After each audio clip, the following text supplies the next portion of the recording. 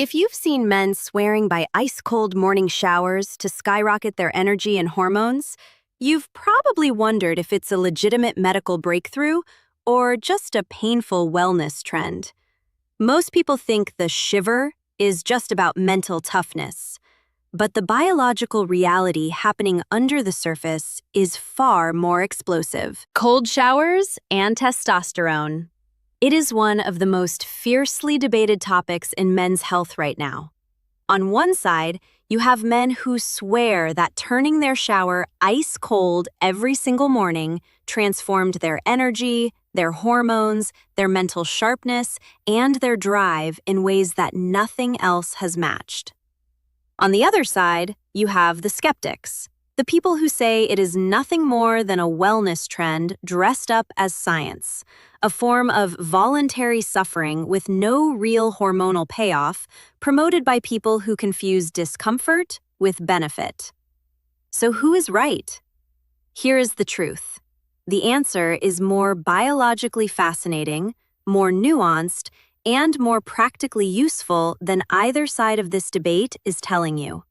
Because today, we are not going to talk about cold showers the way every other video on this topic does. We are going to go into the actual mechanisms, the specific hormonal and neurological cascades that cold water triggers inside your body, the real research behind it, exactly what it does and does not do for testosterone, the side effects that nobody warns you about, who should be careful, and precisely how to use cold exposure to get maximum hormonal benefit without the mistakes that cancel out the results.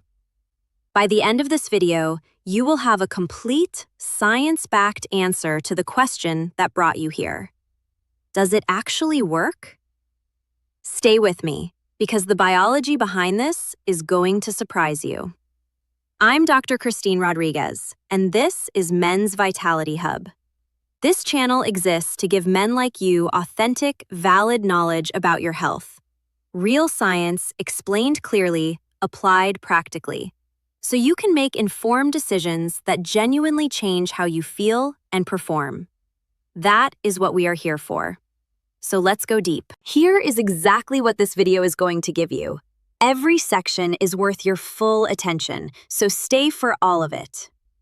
First, I'm going to explain what cold water exposure actually does inside your body at the biological and hormonal level, the real mechanisms that most cold shower content never goes deep enough to explain. Then, I'm going to walk you through the specific, documented benefits for testosterone, energy, and male performance. Then, I'm going to be completely honest about the side effects and the risks, because cold exposure done incorrectly can actually work against your hormonal health. Then, I'm going to show you exactly how to prevent those side effects. Then, I'm going to tell you which men need to be careful with cold exposure, specific health conditions where this practice requires extra caution. And finally, the complete, step-by-step, practical protocol for using cold exposure to maximize testosterone and hormonal benefits. Every section matters. Let's go. Let's start with the biology, because once you understand what is happening inside your body the moment cold water hits your skin, the question of whether it works becomes far more interesting than a simple yes or no. When cold water, particularly water below 60 degrees Fahrenheit, makes contact with your skin, something immediate and powerful happens. The cold shock receptors in your skin fire simultaneously, sending a massive signal through the nervous system. Within seconds, your sympathetic nervous system, the fight or flight branch, activates fully. Your heart rate spikes, your breathing accelerates involuntarily, your peripheral blood vessels constrict, redirecting blood flow from your extremities toward your vital organs and core.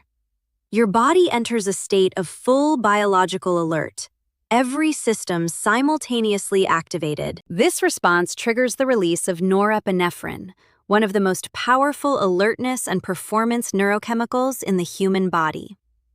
Research published in the European Journal of Applied Physiology documented that cold water immersion produces acute increases in norepinephrine of up to 300% above baseline. 300%! In a matter of seconds, from nothing more than cold water on skin. And norepinephrine does not just make you feel alert, it plays a direct role in the hormonal cascade that governs testosterone. It stimulates the release of luteinizing hormone, LH, from the pituitary gland, which is the direct signal that travels to the Leydig cells in the testes and triggers testosterone synthesis. This is one of the primary pathways through which cold exposure influences testosterone, not directly, but through the norepinephrine-driven LH cascade that the cold shock reliably produces. The second biological mechanism is testicular temperature regulation, and this one is fundamental, rooted in basic male reproductive physiology.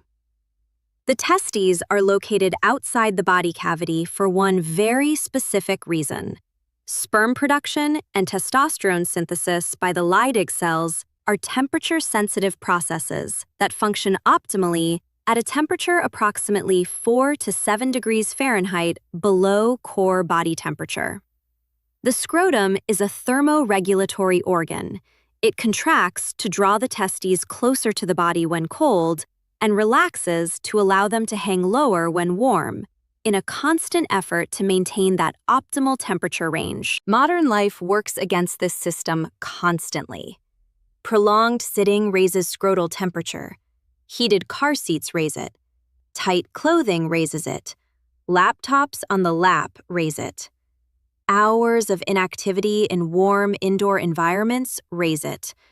And research has documented that even modest elevations in scrotal temperature are associated with measurable reductions in Leydig cell function and testosterone output. Cold water exposure, particularly directed to the lower body, directly and rapidly reduces scrotal temperature, restoring the optimal thermal environment for testosterone synthesis. Over time, men who regularly include cold water exposure in their routine are maintaining a more favorable thermal environment for testosterone production than men who exclusively take hot showers and live in chronically warm, sedentary conditions. The third mechanism, and arguably the most important for sustained, long-term testosterone benefit, involves cortisol regulation. Cortisol is testosterone's primary biological antagonist. When cortisol is chronically elevated, as it is in men living under persistent work pressure, financial stress, sleep deprivation, and the relentless demands of modern life, testosterone production is directly suppressed through the pregnenolone steal and HPT axis inhibition. Here is what the research shows about regular cold exposure and cortisol. Initially, in the first few exposures, cold water triggers both a norepinephrine surge and a cortisol spike. The body perceives the cold as a stressor and responds accordingly. But with repeated, consistent cold exposure over weeks, something remarkable happens: adaptation. The cortisol response to cold diminishes significantly, while the norepinephrine response remains robust. Research from the Thrombosis Research Institute documented that men who practiced regular cold water exposure showed measurably lower baseline cortisol levels compared to a control group over a sustained period. Lower baseline cortisol means more hormonal space for testosterone production. It means the pregnenolone steal is reduced. It means the HPT axis can communicate more clearly. The long-term cortisol reduction of consistent cold exposure practice is arguably a more significant testosterone benefit than any acute hormonal spike.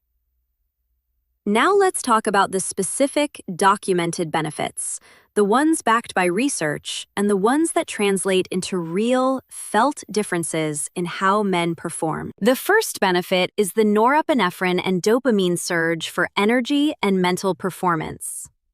Beyond its role in testosterone pathways, the 300% norepinephrine surge that cold exposure produces directly elevates alertness, focus, motivation, and mood. Simultaneously, research has documented dopamine increases of up to 250% above baseline from cold water immersion, a neurochemical state that many men describe as feeling more driven, more capable, and more mentally sharp than caffeine alone produces. These are not subtle effects. They are significant neurochemical events that produce a reliable, drug-free state of energized clarity that sustains for hours after the cold exposure ends. The second benefit is thermal optimization of testosterone synthesis. As described in the biology section, consistently maintaining optimal scrotal temperature through regular cold water exposure creates a cumulative hormonal benefit. Leydig cells functioning in their optimal thermal environment produce testosterone more efficiently than cells operating in chronically elevated temperature conditions. The third benefit is chronic cortisol reduction and stress resilience. As men practice cold exposure consistently over weeks, their stress response system adapts, becoming less reactive to everyday stressors, not just to the cold itself. The HPA axis, the hormonal communication chain that governs cortisol production, becomes better regulated. Baseline cortisol trends downward, and as cortisol trends downward, testosterone trends upward. Men who have practiced cold exposure consistently for 4 to 6 weeks consistently report not just lower cortisol in response to the cold, but lower cortisol responses to the stressors of their daily lives. A genuine adaptation in stress physiology that has direct and lasting hormonal implications. The fourth benefit is improved circulation and cardiovascular function. The rapid vasoconstriction, followed by vasodilation that cold exposure produces, the body's thermal regulation response, is essentially a cardiovascular workout for the arterial system. Over time, regular cold exposure improves vascular tone, enhances blood flow efficiency, and supports the kind of cardiovascular health that underlies both physical stamina and hormonal vitality. Better circulation means better oxygen and nutrient delivery to the testes, supporting the Leydig cell environment for testosterone production. Now, let's be completely honest about the side effects, because cold exposure done incorrectly can actually undermine the hormonal benefits men are seeking. The first side effect is the acute cortisol spike of early cold exposure practice. In the first 1 to 2 weeks of cold exposure, before adaptation has occurred, the cortisol response to each cold session is significant. For men who are already dealing with chronically elevated cortisol from life stress, this additional cortisol load can temporarily worsen the hormonal suppression they are trying to address. This is the paradox of early cold exposure. Before the adaptation brings cortisol down chronically, each session raises it acutely. This is real, it is temporary, and it resolves with consistency. But it is important to understand. The second side effect is the cardiovascular stress of cold shock on an unprepared system. The rapid heart rate spike, blood pressure elevation, and sympathetic nervous system activation of the cold shock response places a significant acute demand on the cardiovascular system. For men with unmanaged hypertension, existing heart conditions, or arrhythmias, this cardiovascular stress can be dangerous. This is not a theoretical concern. It is a genuine medical safety consideration that requires physician clearance for men with relevant cardiovascular conditions. The third side effect is the sleep disruption of poorly timed cold exposure. Cold exposure elevates alertness, norepinephrine, and core body arousal, all of which are desirable in the morning and counterproductive in the evening. Cold showers taken close to bedtime can delay sleep onset, reduce sleep depth, and interfere with the overnight testosterone production that deep sleep drives. Men who take cold showers in the evening, believing they are optimizing their hormonal health, may actually be impairing the overnight testosterone production that represents the majority of their daily output. The fourth side effect is overconfidence in cold exposure as a standalone testosterone intervention. Cold exposure is a meaningful hormonal tool when used correctly, but it does not compensate for chronic sleep deprivation, testosterone-suppressing diet, excessive alcohol, or a sedentary lifestyle. Men who implement cold showers while ignoring these foundational variables will not see the hormonal transformation they are expecting, and they may attribute the lack of results to cold exposure not working, when, in reality, it is one tool being asked to do the work of many. Now, how do you prevent every one of these side effects while getting the full hormonal benefit? The first prevention strategy is gradual introduction. Do not start with the most extreme cold exposure available. Start with 20 to 30 seconds of the coldest water your shower produces at the end of a normal warm shower. Build by adding 10 seconds every few days. After 2 weeks, most men are comfortably sustaining 60 to 90 seconds of cold. This gradual approach allows the adaptation process to occur at a pace that minimizes the acute cortisol burden of each session during the early weeks. The second prevention strategy is contrast therapy, alternating between hot and cold.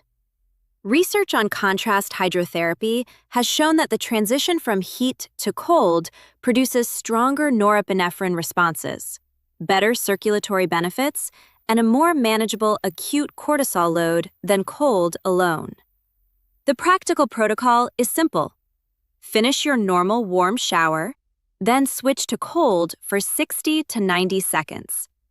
The contrast amplifies the vascular and neurological response while making the cold exposure physiologically more impactful and psychologically more sustainable. The third prevention strategy is strict morning timing. Cold exposure should happen in the morning, within the first 90 minutes of waking, where it aligns with the natural cortisol awakening response and the morning testosterone peak, amplifying both. Never within 3 hours of bedtime. This single timing rule eliminates the sleep disruption side effect entirely. The fourth prevention strategy is pairing cold exposure with the other foundational hormonal habits: optimal sleep, testosterone-supportive nutrition, regular resistance training, and effective stress management. Cold exposure in the context of a complete hormonal optimization approach produces compounding benefits. Cold exposure as a substitute for those foundations produces limited and often disappointing results. The fifth prevention strategy for men with cardiovascular concerns is physician clearance before beginning cold exposure practice. The cold shock response places real cardiovascular demands on the system, and men with hypertension, heart disease, or arrhythmias should discuss cold exposure with their doctor before implementing it. For these men, gradual introduction, starting with cool rather than cold water, and medical monitoring provides a pathway to the benefits with appropriate safety management. Now, which men need to be most careful with cold exposure? Men with unmanaged hypertension or existing cardiovascular disease should not begin cold exposure practice without physician clearance. The acute blood pressure and heart rate response to cold shock requires a cardiovascular system capable of managing that demand safely. Men with Raynaud's disease, a condition in which cold exposure causes excessive vasoconstriction in the extremities, producing pain, numbness, and color changes in fingers and toes, should approach cold exposure very cautiously and under medical guidance, as the vasoconstriction response that cold exposure amplifies is already pathologically exaggerated in this condition. Men in the early weeks of cold exposure practice who are already under significant chronic stress should monitor their energy and mood carefully during the adaptation phase, as the acute cortisol burden of each session may temporarily worsen fatigue and emotional dysregulation before the chronic cortisol reduction benefits emerge. Reducing other stressors during the adaptation period supports a smoother transition. Men who are dealing with adrenal fatigue or HPA axis dysfunction characterized by chronically dysregulated cortisol, persistent exhaustion, and difficulty recovering from stressors, should support adrenal function first before implementing cold exposure, as the additional cortisol demand of early cold practice may worsen adrenal burden before adaptation occurs. Now, the complete step-by-step protocol for using cold exposure to maximize testosterone and hormonal benefits. Step 1.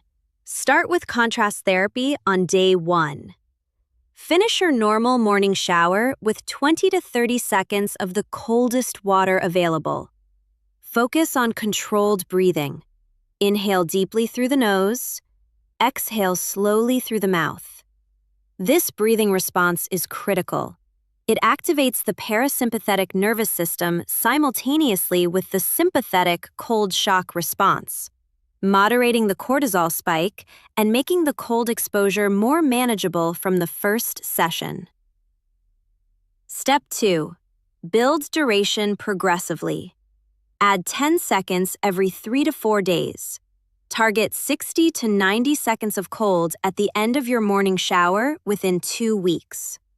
This duration consistently produces robust norepinephrine and dopamine responses without excessive cortisol burden once adaptation has occurred. Step 3. Time your cold exposure precisely. Morning only, within the first 60 to 90 minutes of waking. Never within 3 hours of sleep. Make it the final element of your morning shower, not a separate midday or evening practice. Step 4. For men who want to progress beyond shower-based cold exposure, consider a cold plunge.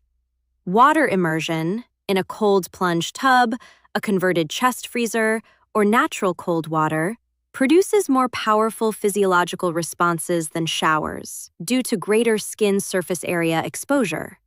Water temperature between 50 and 59 degrees Fahrenheit for 2 to 4 minutes produces robust hormonal responses.